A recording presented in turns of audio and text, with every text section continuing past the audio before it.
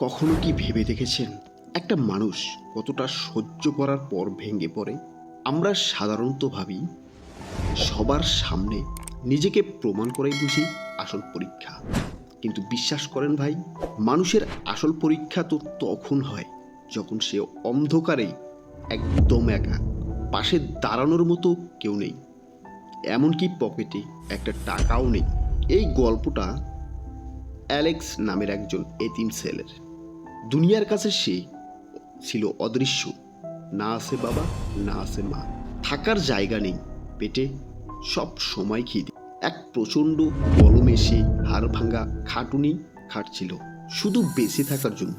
তার মালিক ছিল একজন নিষ্ঠুর লোক। দিন শেষে পারিশ্রমিক হিসেবে জুটল কি কিছু বাসি রুটি আর পচা ফল।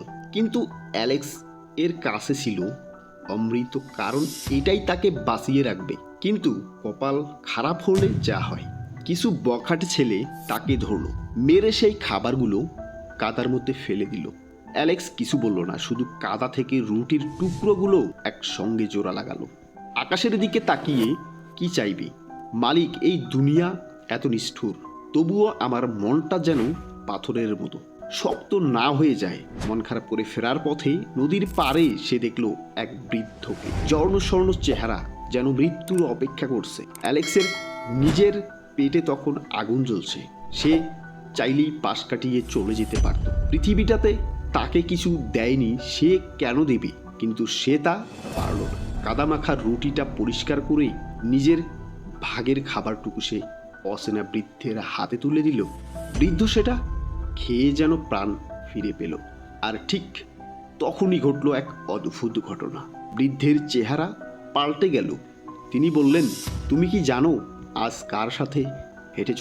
আমি তখনই তোমার সাথে ছিলাম, যখন তুমি একা ঘরে কাঁদছিলে, যখন ওরা তোমার খাবার ফেলে দিয়েছিল। মুহূর্তের মধ্যেই অ্যালেক্স বুঝল সে একা নয়। চোখের পলকেই বৃদ্ধ অদৃশ্য হয়ে গেল।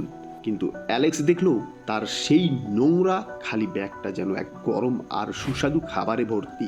সে বুঝল উপরওয়ালা মাঝে মাঝে আমাদের পরীক্ষা নেন। যখন আমাদের কিছুই থাকে না, তখন আমরা অন্যকে দিতে পারি কি না। অ্যালেক্স সেই পরীক্ষায় পাশ করেছে। তাই গল্পটা শেষে শুধু একটাই প্রশ্ন রেখে যায়, আজ যদি নদীর পাড়ে এই বৃদ্ধের সাথে দেখা না হতো আর আপনার কাছে এই শেষ টুকরো রুটি, আপনি কি করতেন? কমেন্টে বক্সে জানাতে ভুলবেন না কিন্তু।